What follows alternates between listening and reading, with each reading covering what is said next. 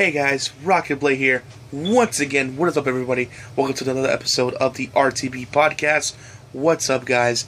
I know both of these news is a bit old, but I want to throw my hat into the ring and give my 2 cents on the matter. Let's go to the first one. First one being the PS4 Slim.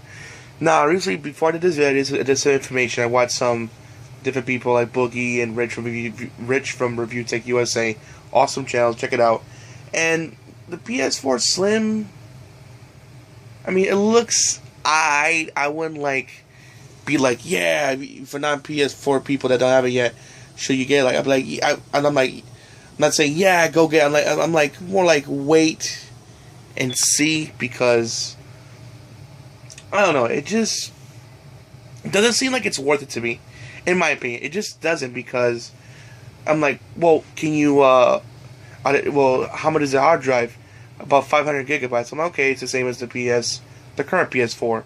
Is there one that's coming out with 1,000? Yeah, at a later date. Okay, can you upgrade it to where you can put, put a storage space, put like a hard drive on it, so that way you can have extra storage space, like you can do with the Wii U and Xbox One? They don't. It doesn't say, and I'm leaning towards probably no. So there's that against it, and it's like, I don't know, it just, and like, oh yeah, and by the way, the PS4 Pro is coming out 2 months after the release of the PS4 Slim. So my question to Sony is, what is the fucking point? What is the point of releasing the PS4 Slim if the Pro's gonna come out 2 months later, and obviously that's gonna be the more superior system to buy? It makes no sense. That's like when I saw Nintendo release the Nintendo 2DS. I thought that was so pointless to release. It was so pointless. Considering now, some of the newer games like Hyrule Warriors and I believe Prime, the new Metroid Prime game, requires that you have the new 3DS XL because it has better hard drive power than obviously the Nintendo 2DS. That's what it reminds me of. Because the PS4 Slim just seems just rather pointless. It's like, why bother? I mean, sure, it's gonna be $100 less than the PS4 Pro, from what I'm hearing, but based on the stuff I looked up, is like, just wait and be patient, save up your money and get the Pro instead. Just hold off on the Slim, because it's all it is. This is a slimmer version of the system. For those people who are like, oh, the PS4 is too fat for me. I wanted more skinnier, and that's pretty much what it is. A skinnier version of the original PS4. And now I've had like a support to where you can put a hard drive on it and add more storage space to it. Then I would say jump on it, but it's just basically the same system, but just skinnier. And not for nothing, it looks kind of it looks okay. It looks kind of weird to me. I don't know why. I just like the bulky. Normally with Slim models, they improve upon the look of the system. But this one looks, I don't know. I mean, my opinion, but it looks like they just took a step back with it. It looks, I don't know, it looks okay. I mean, it looks alright. I mean, I don't know. It looks like it's a step back in comparison to what the original PS4 looks like. The original PS4 looks pretty cool. Where this Slim one looks, I don't know, like it looks like the PS4 the original model got like flattened. That's what it looks like to me. And again, I really don't see the point in buying it, because it's like okay, it's about the same. Yeah, sure, it's cheaper, but same hard drive space. No extra features. I heard it's not. Also, it's not running 4K, and the Pro is, but not this one. And you can't add additional hard drive space. And and the Pro's coming out 2 months after the release of Slim. So it's like, what's the point? Honestly, what's the point? So it's as useless as the 2DS from Nintendo. So at the end of the day, guys, if you, for people like wondering, Rocket Blade, should I get the PS4 Slim? I don't have a PS4 yet. Should I get it? Hold off your money and wait till the Pro comes out. It seems like the Pro can be more worth it than the Slim, from what I'm hearing. So that's just my thoughts on that. And yeah, that's pretty much it, because it's like, there's nothing to it. It's like, it's nothing there that makes you want to buy it. It's the same old stuff, just slimmer. That's all it is. Alright, but let's get to the nitty gritty, the reason why we're really here. Of course, you all know about the excellent facility game that is Fallout 4. I've been playing it on my PS4, and I'm having a grand old time. I put tons of hours to it. I got a Pepper, the reporter, to me my love interest, so I got that achievement trophy, and right now I'm at the part where I'm in the middle of this. I'm in the waste. I'm in like this heavy radiated area, and just got into a cave where I'm trying to find this guy that took my son, and that's where I last left off at. If you in case you're wondering where I'm at in the story right now. But yeah, also I'm level 22 in case you're curious. So, of course, the benefit of awesomeness of that is of PC, you can mod your games, to add lightsabers or a dragon that looks like Macho Man Randy Savage, which that looks funny and hilarious, amongst many other things. And you can, of course, the PC version of Fallout 4, you can. Xbox One, you also can. Granted, you're limited to no more than 2 gigabytes of space, but point is, you can do it. There's people that find ways around it so you can download it, and it is risk of it just crashing your system. But there's even a risk on PC, so there's nothing much of a difference. But PS4, you can't do mods on PS4. So it's like, oh God, it just is like, oh God, it's like, what is Sony thinking? Sony, what in the fuck are you thinking? How do you just sit there and think this is a good idea? I guess if you want another person's opinion on this besides me, Jim Sterling does an excellent piece on it on the Jimquisition. Great, by the way, another excellent channel.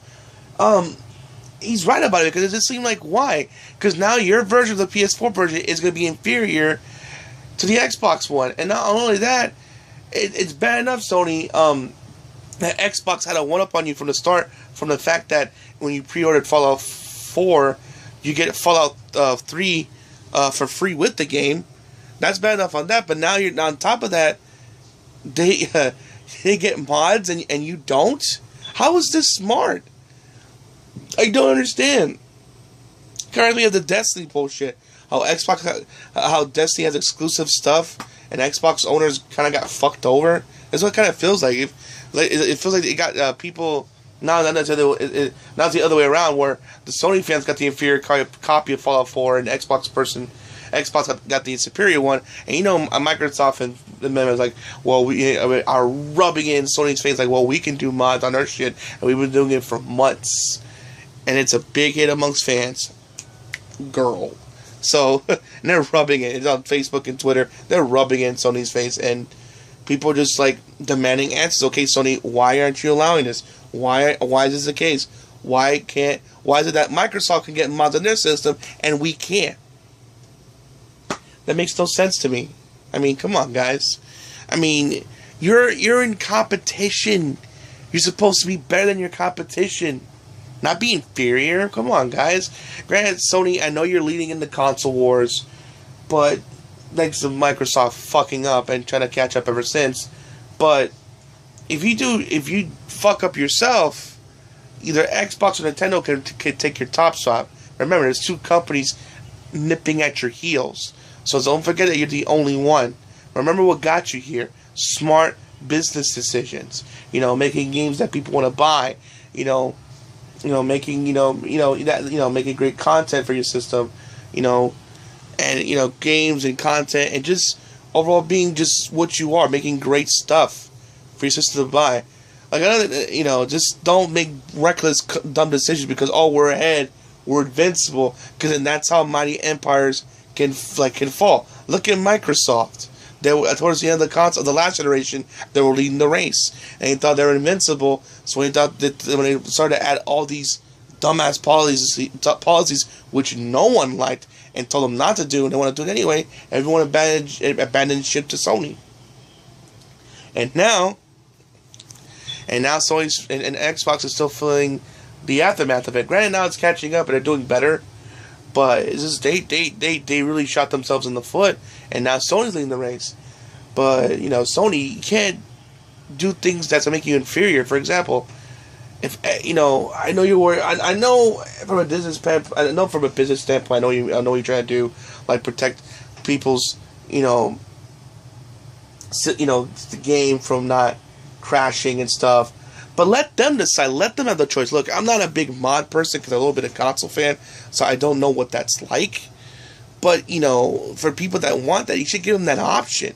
You shouldn't decide for them that, oh, you're not gonna get it because of what it can do. Let them take that risk. If it fucks up their system or their game, let them take that risk. Because like I said before, it has been no serious ones, but if it keeps crashing, the worst that'll happen, they'll just uninstall it and then move on with their lives. But the point is, give them the option. Don't decide for them. I mean, and especially when your competition is doing it. You know what I'm saying? It's funny because there's a quote on Facebook or Twitter somewhere saying how we're trying to compete with PC. Yeah, but PC allows mods. In fact, they can do even more what Xbox can do. And granted, Xbox can't do much, in comparison, but the point is they still allow mods. And you guys don't. I know it's some old policy bullshit or whatever, based on reports I'm hearing, but you need to update that shit like fucking yesterday. Seriously. Come on, Sony, what are you doing? Because this is shit like this. Okay, it's bad enough you updated the price the same as Microsoft, which, I mean, I know, granted, it's the same price you're paying as Microsoft, but still, that small advantage of, well, we charge for online, but it's $10 cheaper. Now it's the same, which I think is a dumb decision. They should have kept it at the price as it was. Granted, like I said, it's not. I mean, it's a little bit bad because granted, it's about the same price, but at least it's not more. So that's the good thing. But still, you should have kept it at the same price. I told you, hey, granted, we charge for online, but we're $10 cheaper than our competition. It's stupid it's kind of a dumb decision in my opinion to make it charge the same as Xbox. And now you're saying, and now one of the biggest games on your system, you're now allowing mods? Really? Why? Why are you allowing mods? Especially when a lot of people want it. A lot of people want it. And you're just... And what I'm based on heard, they're not even answering folks on it. Maybe they have, or they give an answer. I'm not sure. If you can, write in the comments section below what they said and why they're not releasing it, or if they're ever going to release it in the future, because based on what I'm hearing now, it's just... It's not an option, and they're not even saying anything. It's like they're trying to keep quiet about it and hope it gets swept under the rug and be forgotten, which people are not going to forget. The internet's not going to forget Sony. They're going to keep bugging you until you give them a good answer, and it better be a damn good one. Or look, at least, better yet, Sony, you know what you should do to really stick it to Xbox? Is that not only we're going to allow mods, but we're going to allow up to 5 gigabytes worth of space. Give, modders more room to do it. You know what I'm saying? So that, really stick it to Microsoft. Compete, do better.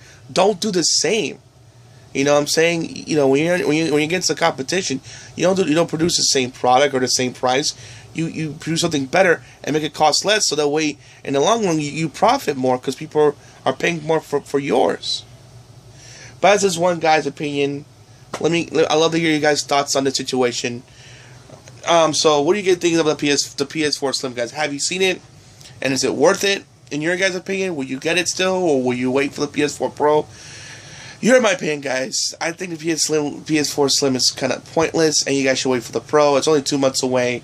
Wait for the Pro. And as far as the mod situation, come on, Sony. Really? Really, guys? This is the kind of shit that can, bear you guys. Considering that Microsoft's not only doing it, and been doing it with great success, and you're saying that you're competing with PC, yet you're not allowing mods, which that's the biggest selling point for PCs. Mods. And people love that shit. It's been around for years. And it's not like, before I go, it's not just Fallout. Well, maybe when people might say, well, maybe just Fallout. Maybe Skyrim would be allowed. Nope. Not even the special edition of Skyrim was allowed. Xbox, I'm not sure yet. I haven't confirmed it yet on Xbox. But considering how successful it was on Fallout 4, how the mods were successful on Xbox One, I'm pretty sure they're gonna allow it.